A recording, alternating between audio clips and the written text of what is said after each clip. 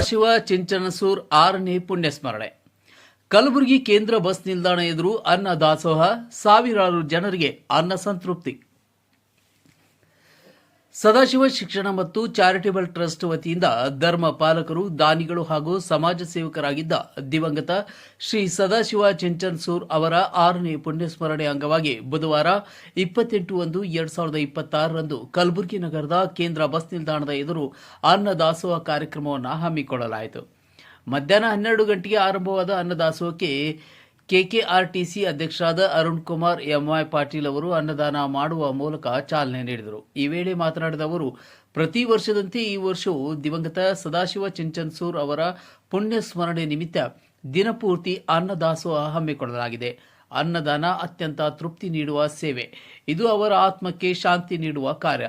ಅವರು ಸಮಾಜಮುಖಿ ಸೇವೆ ಮಾಡಿದ ಮಹಾನ್ ವ್ಯಕ್ತಿ. ಅವರ ಸುಪುತ್ರರಾದ ರಾಘವೇಂದ್ರ ಚಿಂಚನಸೂರ್ ಅವರು ಕೂಡ ಇದೇ ಹಾದಿಯಲ್ಲಿ ಸೇವೆ ಮುಂದುವರಿಸಲಿ ಎಂದು ಹಾರೈಸಿದರು. ಇನ್ನು ಈ ಸಂದರ್ಭದಲ್ಲಿ ಮಾತನಾಡಿದ ರಾಘವೇಂದ್ರ ಚಿಂಚನಸೂರ್, ನಮ್ಮ ತಂದೆಯವರ 6ನೇ ಪುಣ್ಯಸ್ಮರಣೆ ನಿಮಿತ್ತ ಅನ್ನದಾಸೋಹ ಹಮ್ಮಿಕೊಳ್ಳಲಾಗಿದೆ. ಕೆಕೆಆರ್ಟಿಸಿ ಅಧ್ಯಕ್ಷ ಅರುಣ್ ಕುಮಾರ್ ಪಾಟೀಲ್ ಹಾಗೂ ಮಾಜಿ ಸಚಿವ ಎಸ್ಕೆ ಕಾಂತ್ ಅವರ ಸುಪುತ್ರ ರಾಜೀವ್ ಕಾಂತ್ ಅವರು ಕಾರ್ಯಕ್ರಮಕ್ಕೆ ಚಾಲನೆ ನೀಡಿದ್ದಾರೆ. ದಾನಗಳಲ್ಲಿ ಅನ್ನದಾನ ಹಾಗೂ ಜ್ಞಾನದಾನ ಶ್ರೇಷ್ಠವಾದವು.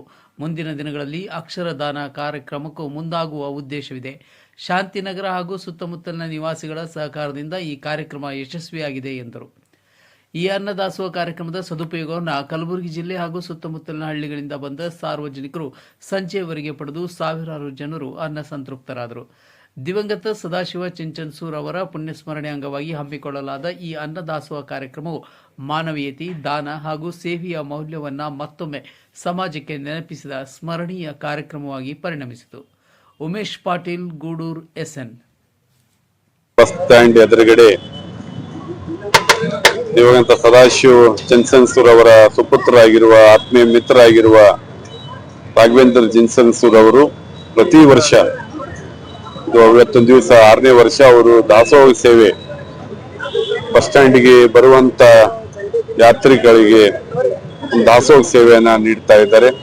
ನಾನು ಕೇಳಿದೆ, ನಿರಂತರವಾಗಿ ಬೆಳಿಗ್ಗೆಯಿಂದ ಸಾಯಂಕಾಲವರೆಗೆ ದಾಸೋಹ ಇರುತ್ತೆ.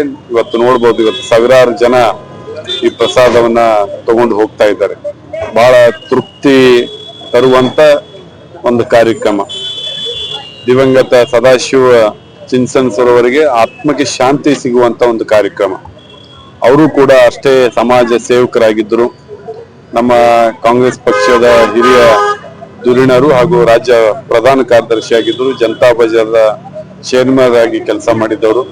ಅದೇ ರೀತಿ ಅವರ ಮಗ ಕೂಡ ರಾಘವೇಂದ್ರ ಚಿಂಚನಸೂರ್ ಅವರು ಸಮಾಜಮುಖಿ ಆಗಿ ಸಮಾಜ ಸೇವೆಯಲ್ಲಿ ತಮ್ಮನ್ನು ತಾವು ತೊಡಗಿಸಿಕೊಂಡು ಕೆಲಸ ಮಾಡ್ತಾ ಇದ್ದಾರೆ. ಈ ಒಂದು ಕಾರ್ಯಕ್ರಮದಲ್ಲಿ ನಮ್ಮ ಜೊತೆ ಶ್ರೀಮಾನ್ ಆತ್ಮೀಯ ಮಿತ್ರರಾದ ರಾಜೀವ್ ಕಾಂತ ಅವರಿದ್ದಾರೆ, ಅಮರ್ ಶಿರ್ವಾಳ್ ಅವರಿದ್ದಾರೆ, ಅನೇಕರು ಯುವಕರು ಈ ಕಾರ್ಯಕ್ರಮದಲ್ಲಿ ಹಿರಿಯರು ಇದ್ದಾರೆ.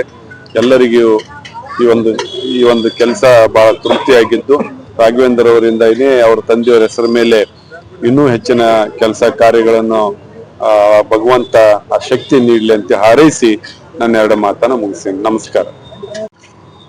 ಇವತ್ತಿನ ದಿವಸ ನಮ್ಮ ತಂದೆಯವರಾದಂಥ ದಿವಂಗತ ಶ್ರೀ ಸದಾಶಿವ ಚಿಂಚನಸೂರ್ ಅವರ 6ನೇ ಪುಣ್ಯ ಸ್ಮರಣೆ ಇದೆ.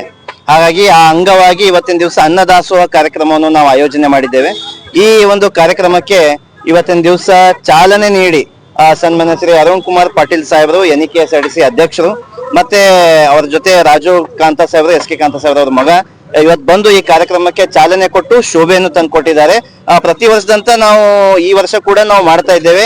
ಅನ್ನದಾಸೋಹ ಅಂತಂದ್ರೆ ಎಲ್ಲಕ್ಕಿಂತ ಮಿಗಿಲಾದದ್ದು ದಾಸೋಹ ಅಂದ್ರೆ ಜ್ಞಾನ ದಾಸೋಹ ಮತ್ತು ಅನ್ನದಾಸೋಹ.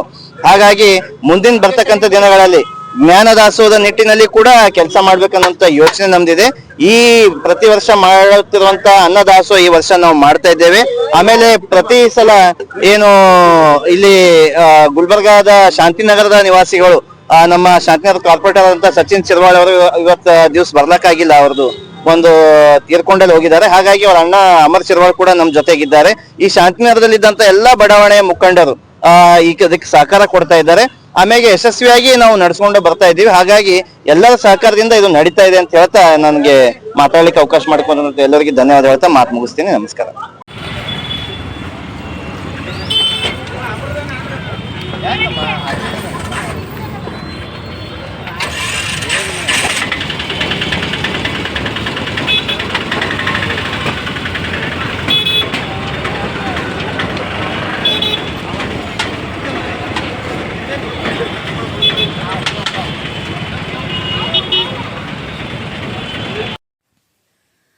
ನಿಖರ ಹಾಗೂ ನೈಜ ಸುದ್ದಿಗಾಗಿ ನಮ್ಮ ನ್ಯೂಸ್ ಚಾನೆಲ್ ಸಬ್ಸ್ಕ್ರೈಬ್ ಮಾಡಿ, ಬೆಲ್ ಬಟನ್ ಒತ್ತಿ ಸದಾ ನಮ್ಮ ಜೊತೆಗಿರಿ.